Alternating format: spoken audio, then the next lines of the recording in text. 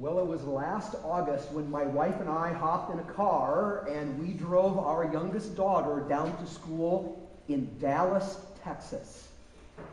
God doesn't like us very much, so he decided to really separate us when the last one left home.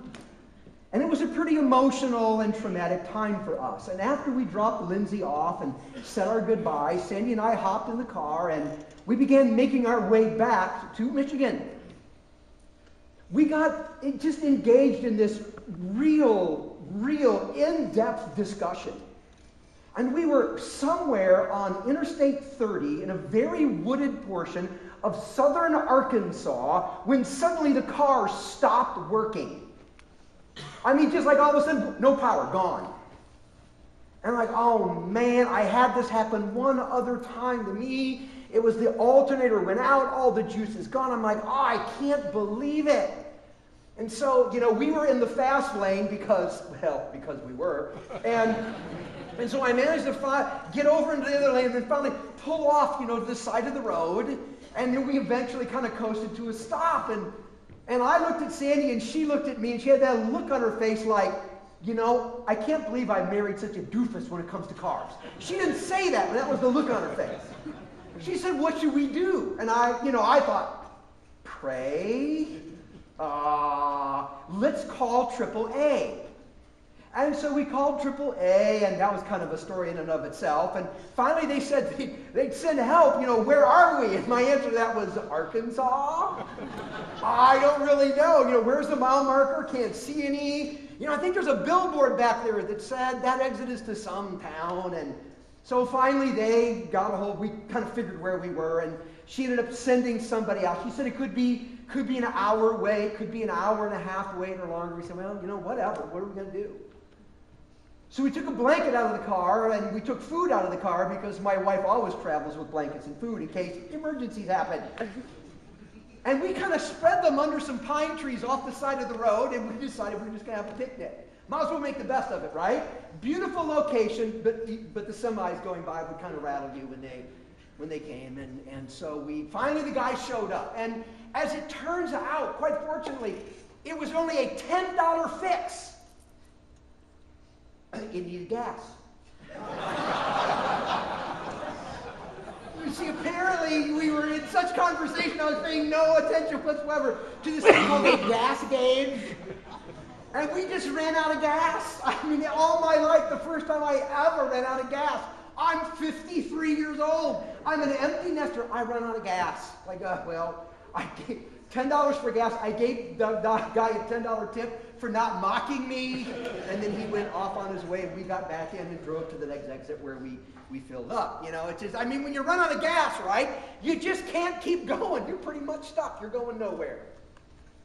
Now, what's interesting is that something very similar could happen when we're traveling the path, not from Dallas to Michigan, but when we're traveling the path from our God-given design to our God-given destiny.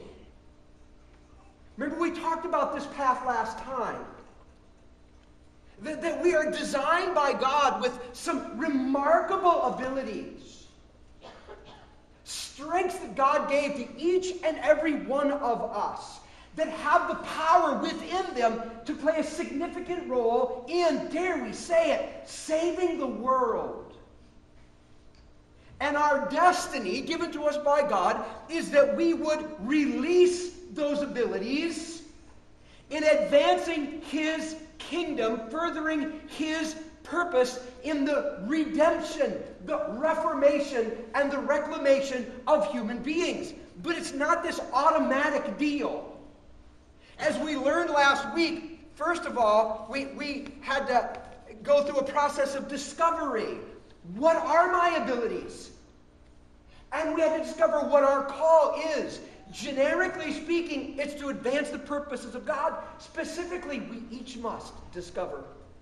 And then there was this other step that we called development. We had to develop our skills. We had to develop our vision, a God-sized picture of what we could do in the world. We had to develop our character so we could use our abilities in a powerful way and not get in the way of God wanted to do through us. And then there is what we call the deploy step, where we find a position that fits. It fits our abilities and it fits our level of development. And this is really the pathway from design to destiny. From the potential God put on us to actually releasing that potential, realizing that potential, and having a hand in changing history and eternity. But along this path from design to destiny, it's haunted by something. And it's haunted by, get this, next slide, Dave, the potential for burnout. Somewhere along the way, when we travel this path, it's easy for us to just run out of gas, to run out of the resolve, the will, the heart to persevere, to keep going, to fulfill our destiny. We can get very, very tired in traveling this path, and consequently, we can burn out and walk away. Sit on the sideline. Become cynical or calloused or full of doubt.